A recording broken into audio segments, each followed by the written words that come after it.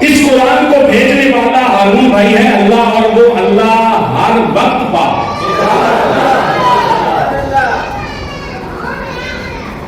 اس کو لانے والا ہے جبریل، ہر وقت کا پاک ہے۔ جس کے سینے پہ اترا ہے وہ بھی ہر وقت کا پاک ہے، ہر وقت کا پاک ہے۔ مصطفیٰ نے 63 برس عمر ظاہراً بندوں میں گزاری ہے۔ پھر مصطفیٰ وہاں گئے جہاں سے آئے تھے۔ آپ کی طرح 4 بندے اور بھی تو بولے نا یار، آپ حیران ہو گئے ہو، میں نے جان بوجھ کا جملہ کہا، آپ حیران ہو گئے ہو کدھر سے آئے تھے بندے تھے۔ بابا جی آپ کہتے ہو انا للہ، پڑھتا صحیح نہ میرے نال انا الیہ راجعون، اے تو پڑھ لی ترجمہ میرے کو سن لے، ہم آئے بھی اسی کی طرف سے، ہم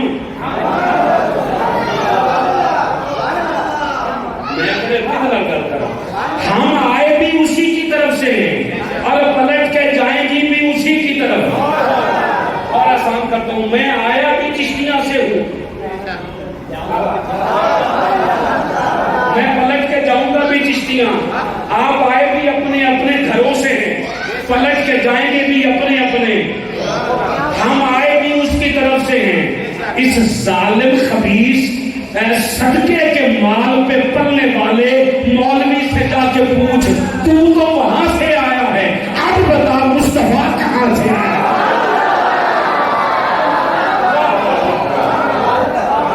کیا بات ہے، مصطفیٰ کہاں سے آیا تھا؟ اب مصطفیٰ کو کہہ دیا کہ واپس چلے گئے، بس فرق جتنا سا ہے کہ تم مر کے مٹی میں ملتے ہو، مٹی مصطفیٰ سے مل کر نور بن جاتی۔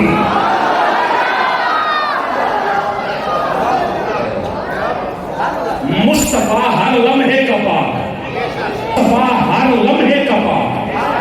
بات سمجھ آ رہی ہے؟ 63 برس گزارنے کے بعد حضور جب پلٹنے لگے، اس قرآن کا کسی کو وارث بنایا۔ آپ کے ہاتھ سلامت رہے، تیرے ہاتھ سلامت رہے یار۔ حضور نے کسی کو وارث بنایا، آپ حیران ہو گئے، اس کا بھی کوئی وارث ہے؟ جی آپ نے کیا سمجھا لاوارثی کتاب ہے؟ فاتر کی آیت نمبر 32 میں اللہ نے فرمایا ثم اورثنا الکتاب الذین اصطفینا من عبادنا، یہ وہ کتاب ہے جس کا ہم نے وارث اپنے کچھ متقین بندوں کو بنایا۔ بندہ متقی ہو، آپ جی آپ سارے، مجھے آپ کے ناموں کا نہیں پتا، تو میں آپ کے چہروں سے تو واقف ہوں۔ بندہ متقی ہو تو قرآن کا وارث ہوتا ہے۔ اس کتاب کا وارث وہ ہے جو متقی ہو، جو متقی ہو وہ تو ہے قرآن کا وارث، اور جس کا بابا امام المتقین ہو وہ اس قرآن کے کام۔ حضور 63 برس کی ظاہراً عمر گزارنے کے بعد حضور نے جس کو اس کا وارث بنایا ہے، میری بات کا غصہ نہ کرنا، اب بعد میں یہ نہ کہنا کہ فاروقی صحابہ کو نہیں مانتا تھا، وہ ہر وقت کا پاک، جبریل لانے والا ہر وقت کا پاک، جس کے سینے پہ اترا وہ ہر وقت کا پاک، اس کا وارث بھی وہ ہے جو ہر وقت کا پاک،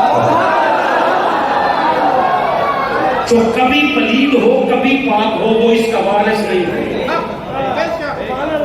کمال ہے یار، آپ کہیں جو کبھی پلید ہو جو کبھی پاک ہو، اس کا کیا مطلب ہے؟ بھائی آپ اور میں پکے مسلمان ہیں، پکے مومن ہیں، ہم کبھی پاک ہوتے ہیں کبھی پلید ہوتے ہیں۔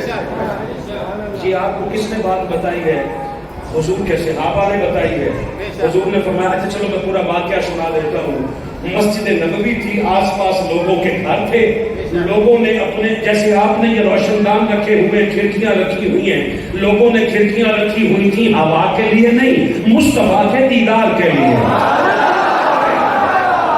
ہائے ہائے، کئیوں کے دروازے ادھر کھول لیے تھے، بھی جانا ہی نہ پڑے، اپنے گھر سے نکلیں تو مصطفیٰ کے گھر میں آ جائیں۔ بھائی یہ اللہ کا گھر ہے کہ نہیں؟ کس نے بتایا؟ مصطفیٰ کا ذکر ہے پہلے ان بالکل قرآن کے پہلے حصے میں۔ منافقوں نے مسجد بنائی تھی، کس نے؟ بولو نا یار، منافقوں نے۔ اب تو مان جاؤ، فاروقی کے ساتھ غصہ کس بات کا کرتے ہو؟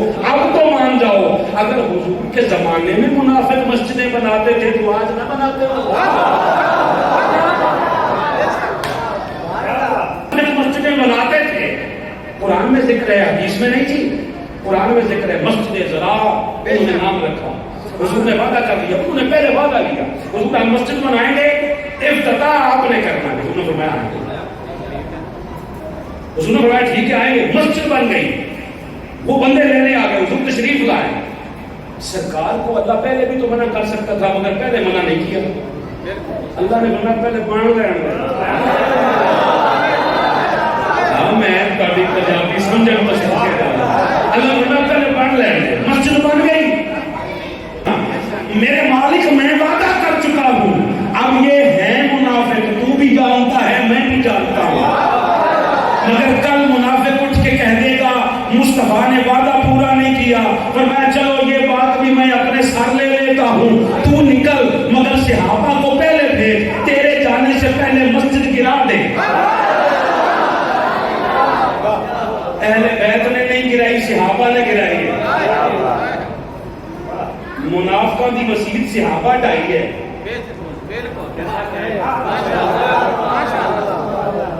اچھا چلو کئی گلا اچھا سمجھا جاتی ہیں۔ منافقوں کی مسجد صحابہ نے گرا دی جا کر۔ اب بات سمجھ جاؤ، مالک یہ تو مسجد تھی، اور ہر مسجد میں لکھا ہوتا ہے وَأَنَّ الْمَسَاجِدَ لِلَّهِ، مسجدیں اللہ کی۔ کہا یہی تو بتانا چاہتا ہوں، ہر بننے والی مسجد نہیں ہوتی، جس میں ہمارا پیار ملے وہ ہماری ہے، اور جس میں ہمارا پیار نہ ملے وہ مسجد نہیں ہے، اسے صحابہ کے ہاتھوں سے خود گروا دیتا۔ قرآن کے بارے سے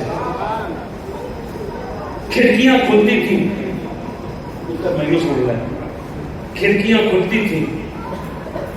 اللہ نے فرمایا جبریل جا مصطفیٰ سے کہے ان سب سے کہے کھڑکیاں بند کر،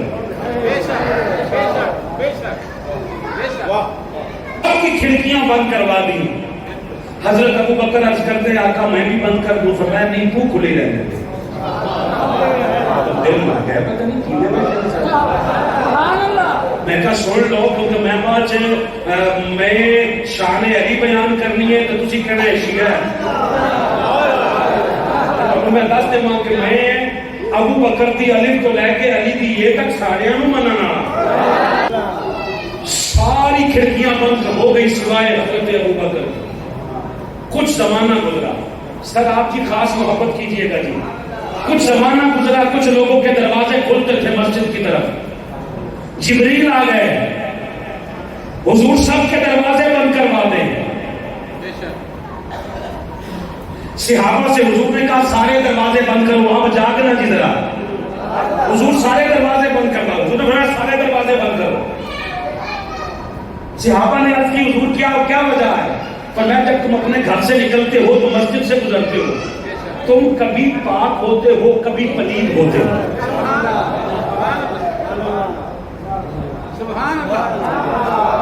تم کبھی پاک ہوتے ہو کبھی غسل کی حاجت ہوتی ہے، تم پہ غسل واجب ہو، تو جب تم پہ غسل واجب ہو تم ناپاک ہوتے ہو، مسجد میں نہیں آ سکتے۔ جنہوں نے سن لیا مان لیا وہ تو چپ کر کے چلے گئے کہ بات ختم۔ بچ کئی ہوتے ہیں نا انہیں گالوں کھولنا ہوتا ہے، ہوتے ہیں نا جو ادھر کی بات ادھر عرض کرتے ہیں، اچھا وہ ہے میرے رحمت، اگر وہ نہ کھولتے تو بات اتنی شاید کھولتی بھی نہ۔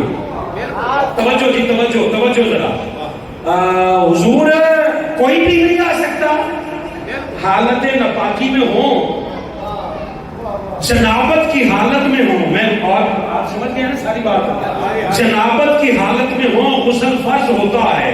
حضور مسجد میں کوئی نہیں نہ آ سکتا، اور میں کوئی نہیں آ سکتا، حضور کوئی نہیں آ سکتا، اور میں کہہ تو دیا کوئی نہیں آ سکتا، حضور کوئی بھی نہیں آ سکتا، اور میں رک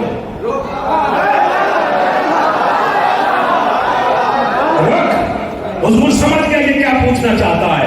فرمایا کوئی نہیں آ سکتا حالت جنابت میں بھی ہوں، یا مصطفیٰ آ سکتا ہے یا میرا ویر مرتضیٰ آ سکتا ہے. جن کو جنابت بھی ناپاک نہ کرے وہ اس قرآن کے وارث ہیں.